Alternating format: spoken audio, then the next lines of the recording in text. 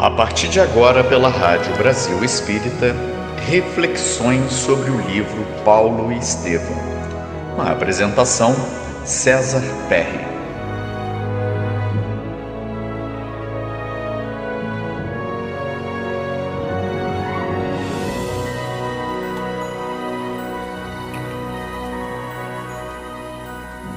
Amigos da RBE, Rádio Brasil Espírita de Maceió. Como fazemos todas as semanas, nós estamos aqui junto a vocês para abordar mais um momento, mais uma etapa do romance histórico Paulo e Estevão, psicografia de Francisco Cândido Xavier e escrito pelo seu orientador espiritual Emmanuel. Nesse livro, Paulo e Estevão, Emmanuel focaliza trechos do livro Atos dos Apóstolos e das Epístolas de Paulo, focalizando esse grande vulto do cristianismo que é Paulo de Tarso e aquele que foi a vítima anterior, do Dr. Saulo e que veio a ser também um marco na história do cristianismo e um colaborador, um apoiador espiritual de Paulo de Tarso. Vamos hoje comentar o capítulo 3 da segunda parte do livro Paulo e Estevão, que é intitulado Lutas e Humilhações. Pois bem, meus amigos, após todo aquele período de 3 anos em que o doutor da lei saiu de Damasco, foi a Palmira, encontrou seu antigo mestre Gamaliel, agora se interessado, lendo anotações de Levi sobre Jesus, e estabeleceu-se durante 3 anos no oásis junto ao deserto de Dan, para momentos de estudo, reflexão e de trabalho, como tecelão, porque ali ele tinha que trabalhar com o suor do próprio rosto. Contou com o apoio de um casal, Áquila e Prisco, e depois de 3 anos desse preparo de meditação, que é na verdade um trânsito, é uma transformação complexa, mudar-se do doutor Saulo de Tarso, arrogante, perseguidor de seguidores de Jesus, e se preparando para a sua nova etapa de vida como Paulo.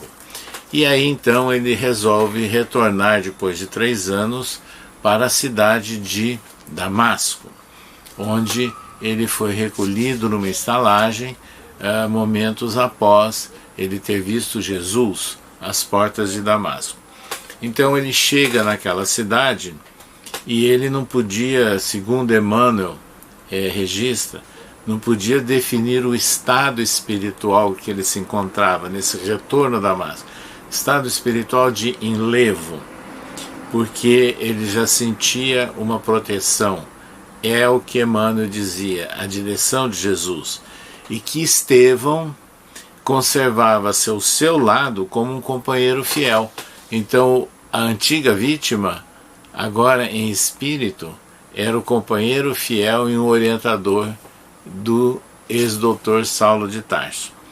E ele passa então a caminhar pela cidade de Damasco, refletindo, rememorando todos aqueles momentos que ele havia vivido ali 3 anos atrás. E é importante aqui o registro também de que ele se lembrava das transições de Moisés, porque ele pensava em falar alguma coisa na sinagoga, e aí escreveu Emmanuel: os fariseus formalistas da sinagoga não mais se insurgiam contra as atividades do caminho, desde que o seguidor fosse, antes de tudo, um fiel observador dos princípios de Moisés. Mas Ananias não atendia a essa orientação. Ananias tinha a posição firme da transformação, da mudança para seguidor de Jesus e não como uma etapa preliminar passando pelo ritual do judaísmo. E nessas condições ele encontra Ananias, encontra amigos, e ele começa a pensar na possibilidade de ir até a sinagoga. Mas ele foi, inclusive, procurado, né? Chegaram pessoas e disseram: sois Saulo de Tarso, o antigo rabino em Jerusalém? Uma autoridade perguntou. Ele disse: sim, pela graça de Cristo Jesus. Então não vem ao caso referências quaisquer ao carpinteiro de Nazaré. Então não estava aceitando essa resposta de Saulo. Interessa-nos tão só a vossa prisão imediata, de acordo com as instruções recebidas do templo. Então ele mal chegava lá em Damasco, tinha sido identificado pelos contatos que fez e já tinha lá a ordem de prisão. E nessas circunstâncias, Saulo deixou claro, inclusive, que era importante, né, passar por todas aquelas situações em que ele e também o próprio Ananias, né, que também veio a ser detido, veio a ser preso naqueles instantes. Ananias, inclusive, ficou detido durante incomunicável, segundo Emmanuel, 24 horas, passando por castigos dolorosos, né? E aí nessas circunstâncias é que ele vê as lutas, as humilhações, como anota Emmanuel, que estavam já presentes, né, nessa nova jornada dele como seguidor de Jesus. Ele passou então a momentos complexos, né, ali na cidade de Damasco, mas ele foi orientado por amigos para fugir da cidade, e fugir daquela forma muito inesperada, de ser colocada dentro de um cesto e alguém descê-lo pelos muros, né, da cidade de Damasco. E foi o que aconteceu numa madrugada. Então ele se viu sozinho do outro lado, livre, apenas com algumas anotações que foram ofertadas por Gamaliel, anotações sobre Jesus, e aí ele parte então, iniciando a pé a viagem, onde ele queria chegar até Jerusalém, mas obviamente que passando por Cafarnaum e passando por Nazaré. E nesses locais, na medida em que ele transitava por aquelas cidades, ele procurava seguidores de Jesus e veio a conhecer vários deles, né? E repousando em Nazaré durante alguns dias, inclusive, retorna à viagem e chega a Jerusalém. Então ele chega a Jerusalém, a cidade que foi a glória, né, do Dr. Saulo de Tarso, agora praticamente um beduíno, né, que estava ingressando naquela cidade. Ele busca a casa de amigos, de conhecidos, né, e é interessante que as pessoas não reconheciam, obviamente, né, por onde ele passava. E aí ele procura, inclusive, a irmã dele chamada Dalila, né? E aí ele recebe as informações da mudança dela, né? Então ele passa a procurar outras pessoas. Procurou um Alexandre, que era um parente, inclusive, de Caifás, o sumo sacerdote.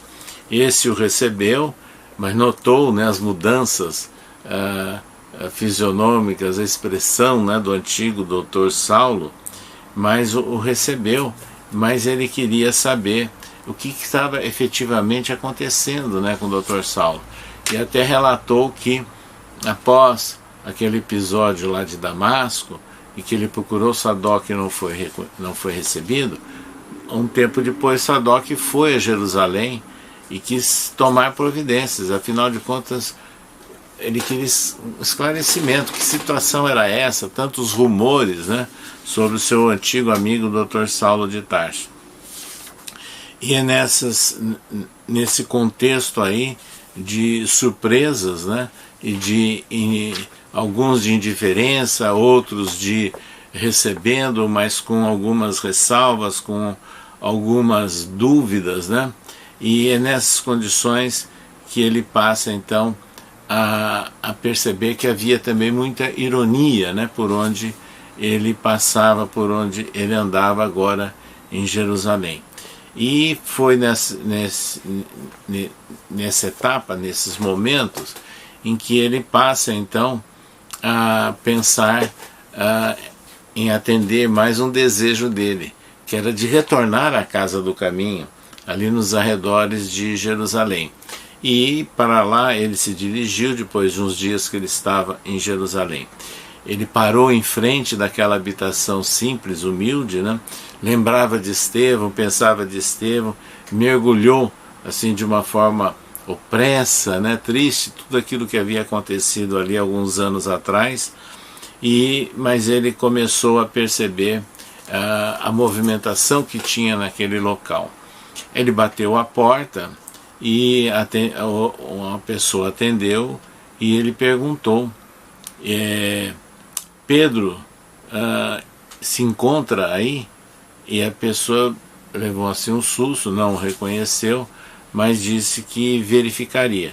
E depois, sabendo que era o ex-doutor da lei que estava batendo a porta, aquele homem trouxe a informação do próprio Pedro, que Pedro disse o seguinte: dize-lhe que volte depois, que não posso deixar os meus afazeres mais urgentes. E se ele insistir, se ele de fato quiser vir aqui em nome de Jesus, ele saberá compreender a minha resposta e esperar. E aí o ex-doutor Saulo foi para a estalagem onde ele estava hospedado. Acontece que Pedro foi acionado, né, pela espiritualidade e pediu que fossem procurá-lo. E é interessante que houve, é lógico, um receio natural, né, de receber o antigo perseguidor de cristãos, né, e do próprio Estevão, que foi tirado à força, né, da casa do caminho.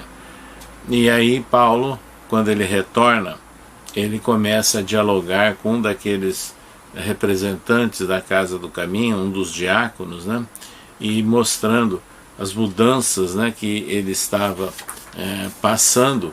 E ao retornar, ele foi levado ao contato daqueles discípulos diretos de Jesus, mas e que estavam curiosos, né, para um diálogo, para saber todas aquelas ocorrências que eles já tinham conhecimento, mas agora ouviriam de própria voz daquele personagem, né, naquele processo de grande transformação.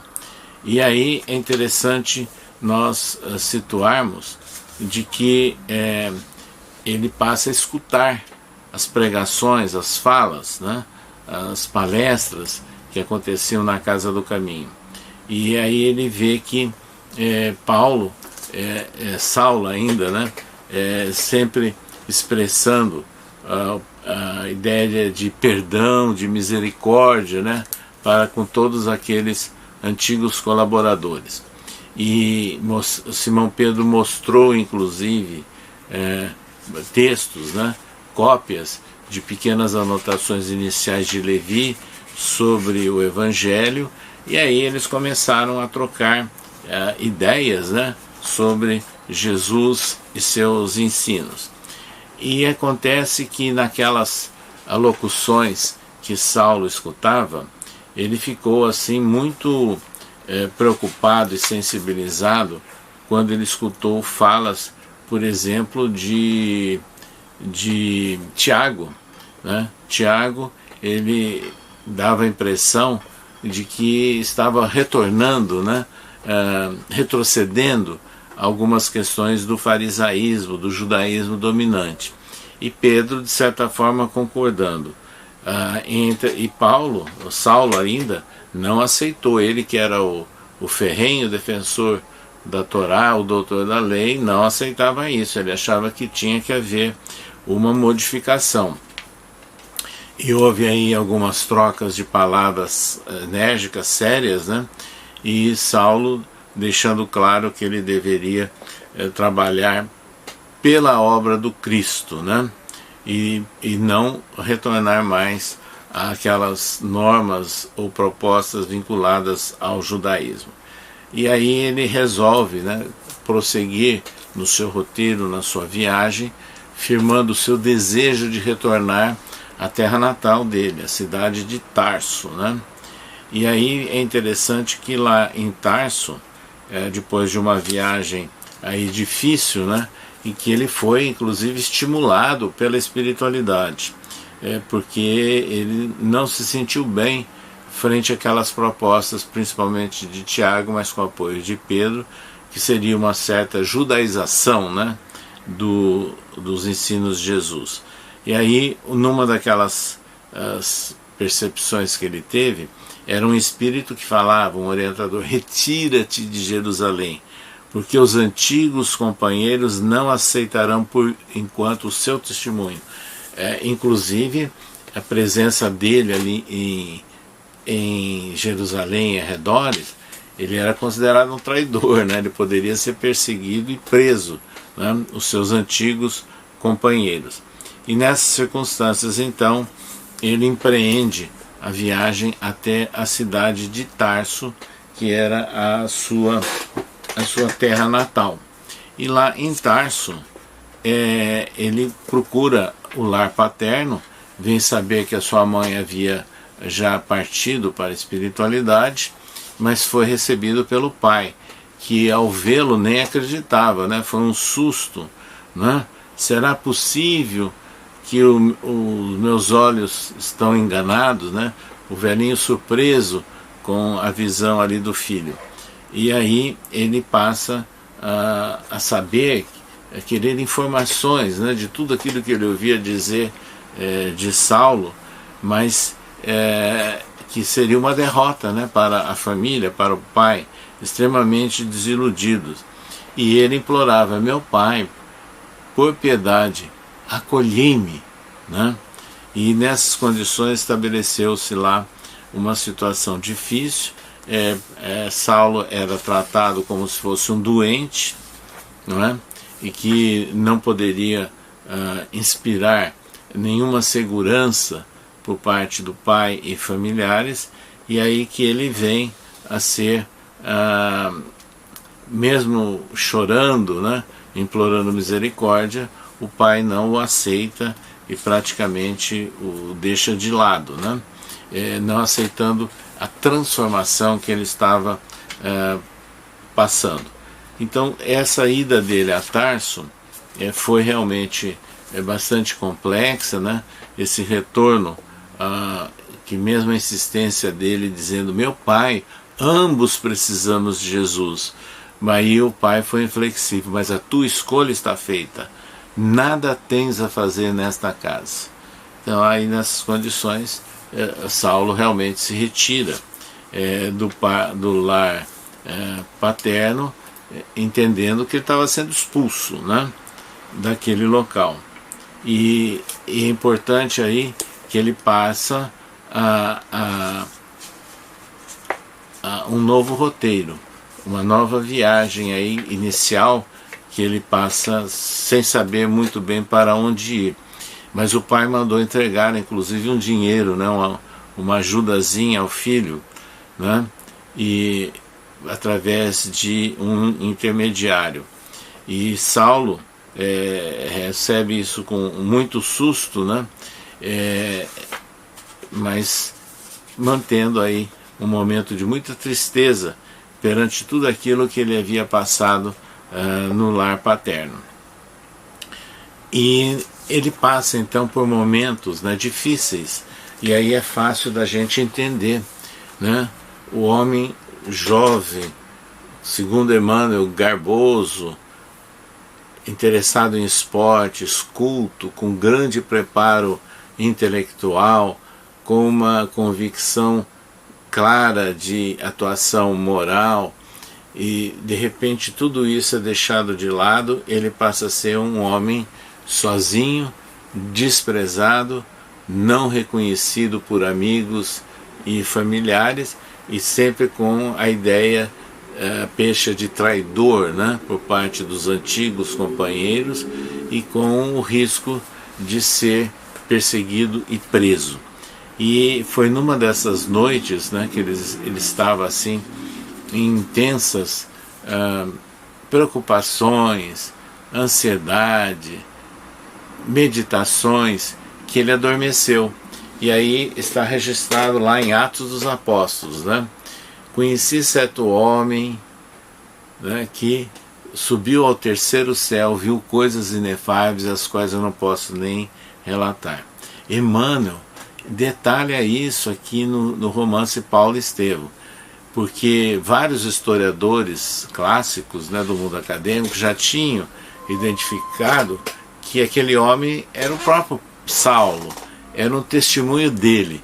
E veja então que Emmanuel registra isso, porque segundo a anotação de Emmanuel, ele foi levado ao mundo espiritual, desdobrando-se durante o sono, e aí ele viu Estevão e Abigail, os dois irmãos.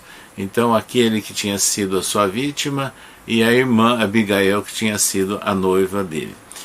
E nessas horas ele, assustado, chorando, emocionado com aquela visão, os dois se dirigem em espírito a Saulo. Levanta-te, Saulo. E Abigail perguntou: mas o que é isso? Choras? Estarias desalentado quando a tarefa apenas começa? E aí ele passa a demonstrar aquele murmúrio, né? Aquele arrependimento, e ela simplesmente diz ao antigo noivo: Saulo, não te detenhas no passado. Quem haverá no mundo isento de erros? Só Jesus foi puro. E aí ele passa a formular várias perguntas mentais, né, para aquelas duas entidades espirituais. E eles vão esclarecendo a Saulo: nunca nos faltará um lar, nós vamos tê-lo no coração. E é importante que ela mostre então que aquela ideia dele constituir um lar com a noiva, que foi interrompida por todos aqueles episódios, agora ela diz: não, Jesus nos negou a sua misericórdia, e nosso lar é um lar diferente, será um lar no coração, né? Então é a visão espiritual já de Abigail, né, que em espírito se dirige ao antigo noivo. E a cada pergunta que ele formulava, emocionado e até chorando, ela passa a responder, né? E que é simbolizado e resumido com 4 palavrinhas-chaves a cada pergunta que ele formulava. Por exemplo, ama, dizia Abigail, trabalha, espera e perdoa. É isso que Emmanuel chamou de lema de Abigail. Esse lema de Abigail, ele é, portanto, extremamente significativo, fundamentado nos ensinos de Jesus, e que apontam, né, uma nova proposta de relação entre as pessoas. É a essência da mensagem de Jesus.